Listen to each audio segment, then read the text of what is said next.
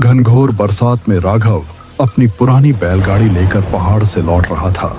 वह अपनी बीमार पत्नी माया के लिए दवाइयां लेकर घर की ओर बढ़ रहा था। लगातार हो रही बारिश, उफनती हवाएं और गिरता अंधेरा उसके मन की बेचैनी को और बढ़ा रहे थे। आसमान में काले बादलों की मोटी परतें उमड़ घमड़ कर गरज रही थीं, मानो किसी भी क्षण धरती पर टूट पड़ेगी। जब जब बिजली आकाश को चीरती, पूरा जंगल पल भर के लिए सफेद उजाले में नहा उठता और अगले ही क्षण पहले से भी अधिक भयावह अंधकार में डूब जाता। शाम पूरी तरह ढल चुकी थी और अंधेरा तेजी से चारों ओर फैल रहा था। तेज हवा पेड़ों को बेरहमी से झकझोर रही थी, जैसे वे किसी अनदेखे डर से तड़प रहे हों। सूखे पत्तों की सरसराहट किसी छुपी हुई परछाई की चाल जैसी प्रतीत हो रही थी। कीचड़ से लथपथ रास्ते पर बैलगाड़ी के पहिए धीरे धीरे धंसते जा रहे थे और बैल हर कदम पर रुक रुक कर आगे बढ़ रहे थे, मानो उन्हें भी इस तूफानी रात और घने सन्नाटे का भय सता रहा हो। हे भोलेनाथ, कैसी घनघोर बरसात बरसा दी है। घर पहुंचना भी दूभर हो गया है। लगता है जैसे रास्ता ही खत्म हो जाएगा। अरे ये कीचड़ भी ना। बस अब हिम्मत रखो रे बैलों, थोड़ा और, अभी हमें बस्ती पहुंचना है। काश मैं ऊपर जरा भी देर न करता। पत्नी माया के लिए दवाइयां लेने गया था। सोच रहा था जल्दी लौट आऊंगा। अरे चलो रे, थोड़ा और जोर लगाओ। ये कीचड़ भी जैसे आज ठान कर बैठा है कि छोड़ने वाला नहीं है। बारिश अब और भी तेज हो चुकी थी। बूंदें इतनी जोर से गिर रही थीं कि चेहरे पर पड़ते ही हल्की सी चुभन महसूस होती थी। आसमान में बार बार बिजली चमक रही थी और बादलों की गड़गड़ाहट से धरती जैसे कांप उठती थी। चारों ओर सन्नाटा पसरा हुआ था। ना कोई इंसान, ना कोई परिचित रास्ता, बस बारिश की लगातार ध्वनि और दूर कहीं से आती जंगली जानवरों की डरावनी आवाजें। अरे बाप रे, ये बिजली तो जैसे बिल्कुल सिर पर ही गिरती लग रही है। ऊंचाई की वो रोशनी और हलचल अब किसी सपने जैसी लग रही है। यहाँ तो बस डर ही डर है। चारों तरफ सन्नाटा और ऊपर से ये तूफान। ये कैसी रात है। बारिश रुकने का नाम ही नहीं ले रही। ये बूंदें जैसे बदन में सुइयां चुभ रही हों। बिजली और बादल ऐसे गरज रहे हैं जैसे सिर पर ही टूट पड़ेंगे। अरे भोलेनाथ, कहीं ये वही रास्ता तो नहीं जहाँ की डरावनी कहानियाँ लोग सुनाते हैं। दिल जोर जोर से धक धक कर रहा है मेरा। काश अब जल्दी कोई आसरा मिल जाए। राघव का दिल जोर जोर से धड़कने लगा। उसे अपनी पत्नी माया की हालत याद आ रही थी, जो तेज बुखार में घर पर अकेली पड़ी थी। उसने इस जंगल के बारे में कई डरावनी कहानियां सुनी थी। दिन में यही रास्ता साधारण लगता था, मगर इस तूफानी रात में हर पेड़, हर मोड़ किसी भयानक रहस्य को अपने भीतर समेटे खड़ा प्रतीत हो रहा था। तभी अचानक उसे दूर कहीं से मंदिर की घंटी की आवाज सुनाई दी। अजीब बात यह थी कि बारिश और तूफान के बीच भी वह आवाज साफ और गूंजती हुई सुनाई दे रही थी। अरे ये आवाज, ये तो मंदिर की घंटी जैसी लग रही है। हाँ बिल्कुल, लेकिन इतनी तेज बारिश में इसे कौन बजा रहा होगा? राघव ने बैलों को उसी दिशा में मोड़ दिया। कुछ दूरी तय करने के बाद उसे घने पेड़ों के बीच एक बहुत ही पुराना शिव मंदिर दिखाई दिया। मंदिर पत्थरों से बना था और देखने में अत्यंत जर्जर और प्राचीन लग रहा था, मानो समय ने उसे धीरे धीरे तोड़ दिया हो। हैरानी की बात यह थी कि मंदिर के भीतर से हल्की सी रोशनी झलमिला रही थी, जो इस भयावह अंधेरे में किसी अंतिम सहारे जैसी लग रही थी। राघव ने बैलगाड़ी मंदिर के पास रोकी और डर व उत्सुकता के मिले जुले भाव के साथ मंदिर के भीतर प्रवेश किया। बाहर की उग्रता के विपरीत मंदिर के अंदर अजीब सी शांति फैली हुई थी। शिवलिंग के सामने अगरबत्तियां जल रही थीं और दूध व चंदन की हल्की खुशबू हवा में तैर रही थी। ऐसा प्रतीत हो रहा था मानो किसी ने अभी अभी पूजा समाप्त की हो, लेकिन वहां कोई दिखाई नहीं दे रहा था। कोई है क्या यहाँ? महाराज या कोई भी हो, कृपया बाहर आइए, मैं रास्ता भटक गया हूँ। बारिश बहुत तेज हो रही है, रास्ता कीचड़ में पूरी तरह डूब चुका है। बैल भी बुरी तरह थक गए हैं। अगर थोड़ी देर यहीं रुक जाऊं तो कोई आपत्ति तो नहीं? अजीब है, मंदिर में रोशनी जल रही है, अगरबत्तियां भी सुलगी हुई हैं। ऐसा लग रहा है जैसे अभी अभी पूजा हुई हो। फिर कोई दिखाई क्यों नहीं दे रहा? बाहर इतना डर है और अंदर इतनी शांति। कुछ तो गड़बड़ है। कुछ समय बाद मंदिर के पीछे वाले कक्ष से एक वृद्ध साधु प्रकट हुए। उनके गेरुए वस्त्र, लंबी सफेद दाढ़ी और माथे पर बना गाढ़ा त्रिपुंड उन्हें साधारण मनुष्यों से अलग दर्शा रहा था। उनकी आंखों में गहरी शांति थी, लेकिन उस शांति के पीछे किसी अनदेखे खतरे की छाया भी स्पष्ट झलक रही थी। रुको, पहले ये बताओ कि तुम कौन हो बेटा? नाम क्या है तुम्हारा? और इस घोर तूफान में इस वीरान जंगल तक कैसे आ पहुंचे? महाराज, मैं पहाड़ से लौट रहा था। घर पर पत्नी माया की तबीयत बहुत खराब है, उसी के लिए दवाइयाँ लेने गया था। लौटते वक्त अचानक इतनी भयानक बारिश शुरू हो गई कि कुछ सूझा ही नहीं। तभी मंदिर की घंटी की आवाज सुनाई दी और मैं यहाँ चला आया। उन्होंने राघव को कुछ क्षणों तक स्थिर दृष्टि से देखा, मानो उसके भविष्य और उसके भय दोनों को पढ़ रहे हों। इस समय यहाँ किसी अनजान का दिख जाना साधारण बात नहीं है, क्योंकि ऐसी रातों में ये इलाका सुरक्षित नहीं माना जाता। दिन के उजाले में ये स्थान शांत और साधारण प्रतीत होता है, मगर अंधेरा उतरते ही इसका स्वभाव बदल जाता है। यहाँ की हवा, पेड़ और सन्नाटा सब कुछ बोलने लगता है। इस जंगल में जो भी आवाज सुनाई देती है उसका कोई न कोई मतलब होता है, और हर खामोशी किसी छिपे हुए संकेत को अपने भीतर समेटे रहती है। मगर महाराज, आप कह रहे हैं कि यह घंटी हर किसी को नहीं बुलाती। इसका क्या मतलब है? अगर तुमने बाहर मंदिर की घंटी की ध्वनि सुनी है तो इसे संयोग मत समझना। वो घंटी यूं ही नहीं बजती। वो हर राहगीर को नहीं बुलाती, बल्कि केवल उन्हीं को आकर्षित करती है जिनके मन में कोई गहरी आस, डर या प्रेम छिपा होता है। आज की पूरी रात तुम्हें इसी मंदिर में बितानी होगी। बाहर का तूफान अभी और उग्र होने वाला है। अगर ऐसा है तो आज मुझे ही क्यों बुलाया गया? मेरी बात ध्यान से याद रखना। आधी रात के बाद यदि कोई भी आवाज सुनाई दे, चाहे वो किसी की करुण पुकार हो, किसी के रोने की ध्वनि हो, या तुम्हें नाम लेकर बुलाने वाला स्वर, तो किसी भी स्थिति में इस मंदिर की सीमा के बाहर कदम मत रखना।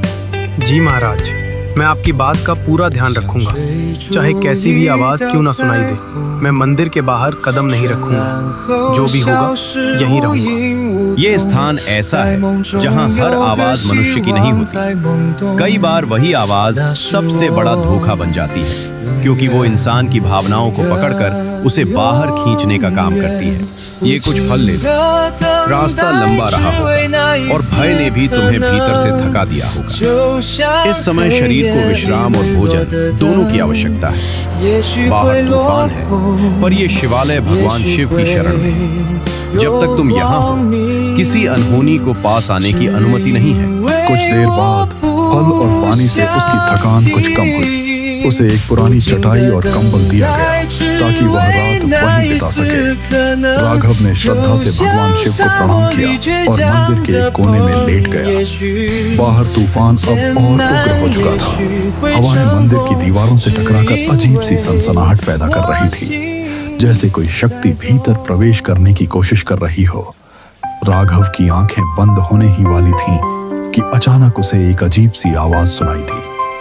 पहले वह बहुत धीमी थी, फिर धीरे धीरे स्पष्ट होती चली गई। सुनिए, बाहर आ जाइए, मैं यही खड़ी हूँ।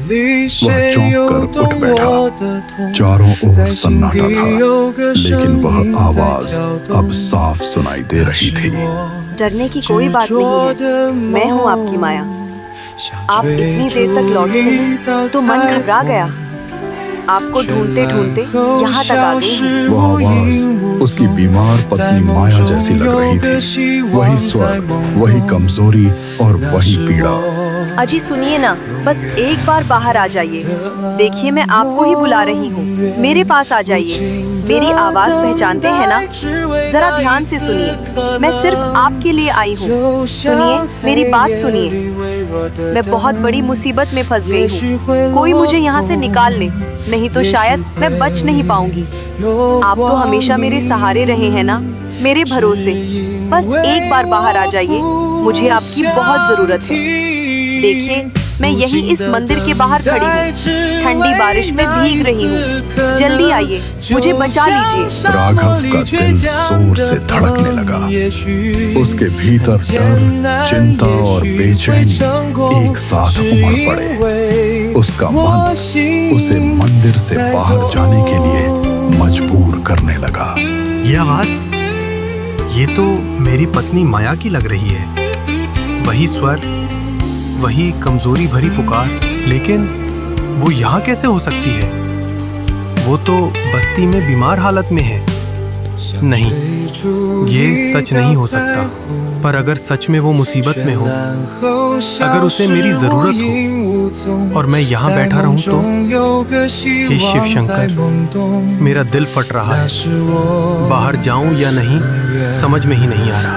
वह उठकर दरवाजे की ओर बढ़ा ही था कि अचानक किसी ने उसका हाथ पकड़ लिया। राघव सिंह उठा। पीछे मुड़कर देखने पर उसने साधु को अपने पास खड़ा पाया। उनकी आंखों में अब गहरी गंभीरता और अनकहा भय साफ झलक रहा था। ठहरो बेटा, एक कदम भी आगे मत बढ़ाना। मैंने पहले ही चेतावनी दी थी कि बाहर से आने वाली आवाजें इंसानों की नहीं होती। चाहे वो आवाज तुम्हारी पत्नी माया की ही क्यों न प्रतीत हो, वो वास्तविक नहीं है। महाराज, वो आवाज बिल्कुल मेरी पत्नी जैसी ही थी। वही मुझे पुकार रही थी, कह रही थी कि उसे बहुत दर्द हो रहा है। अगर सच में वो है तो मैं उसे ऐसे कैसे छोड़ दूं? महाराज, कृपया मुझे छोड़ दीजिए। वो मेरी पत्नी है, उसकी आवाज मैं कैसे नहीं पहचानूंगा? आप नहीं समझ रहे। अगर वो सच में मुसीबत में हो और मैं यहाँ रुका रहा तो मैं जिंदगी भर खुद को माफ नहीं कर पाऊंगा। ये वही छाया है जो इंसान के मन को पढ़ लेती है। ये उसी व्यक्ति का स्वर धारण करती है जिसके लिए दिल में सबसे गहरा प्रेम और चिंता छिपी होती है। ये जानती है कि तुम्हारे हृदय में अपनी पत्नी के लिए कितना लगाव है, इसीलिए उसी के रूप और आवाज में तुम्हें बाहर बुला रही है। इस छल में पहले भी कई यात्री फंस चुके हैं। जो एक बार उसकी ओर बढ़ा, वो फिर कभी लौट कर नहीं आया। बाहर से आती वह आवाज और भी तेज हो गई थी, जिसमें अब रोने की करुण ध्वनि घुल चुकी थी। सुनिए, आप मुझे सुन क्यों नहीं रहे? क्या मेरी आवाज आप तक नहीं पहुंच रही? मैं बहुत दर्द में हूँ। मैं आपकी पत्नी हूँ। देखिए, यही बाहर खड़ी हूँ। बारिश से पूरा शरीर कांप रहा है। बहुत ठंड लग रही है। मुझे अकेला मत छोड़िए। बस एक बार बाहर आ जाइए। अगर आप नहीं आए तो शायद मैं बच नहीं पाऊंगी। सुनिए, सुनिए ना जी। वो मुझे पुकार रही है महाराज, बार बार पुकार रही है। मेरा मन मुझे चैन से बैठने नहीं दे रहा। मुझे उसके पास जाना ही होगा। याद रखना, अगर तुम इस मंदिर की सीमा से बाहर गए तो तुम्हारा नाम भी उन्हीं खोए हुए लोगों में जुड़ जाएगा। राघव भीतर से टूट रहा था, मगर वह आगे बढ़ नहीं पा रहा था। साधु ने उसे भीतर खींच लिया और शिवलिंग के सामने बैठकर मंत्र जाप आरंभ कर दिया।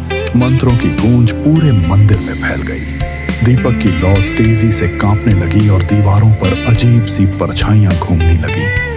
पूरा वातावरण रहस्य और भय से भर गया। धीरे धीरे बाहर की आवाज कमजोर पड़ने लगी। कुछ समय बाद वह पूरी तरह शांत हो गई। अब केवल बारिश की थमी हुई आवाज शेष रह गई थी। अब भय को अपने मन में मत बसाओ बेटा, वो शक्ति पीछे हट चुकी है। इस मंदिर की रक्षा स्वयं भोलेनाथ करते हैं।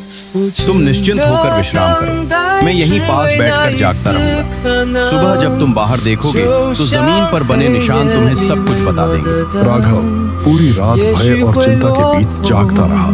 जब सुबह की पहली किरण मंदिर के भीतर पहुंची तो वह बाहर निकला। बारिश थम चुकी थी, लेकिन मंदिर के चारों ओर जमीन पर अजीब पैरों के निशान बने हुए थे, जैसे कोई अनजानी शक्ति पूरी रात वहां घूमती रही हो। कुछ देर बाद साधु बाहर आए। उन्होंने चारों ओर नजर डाली और गहरी सांस ली। महाराज, ये छाया आखिर है कौन?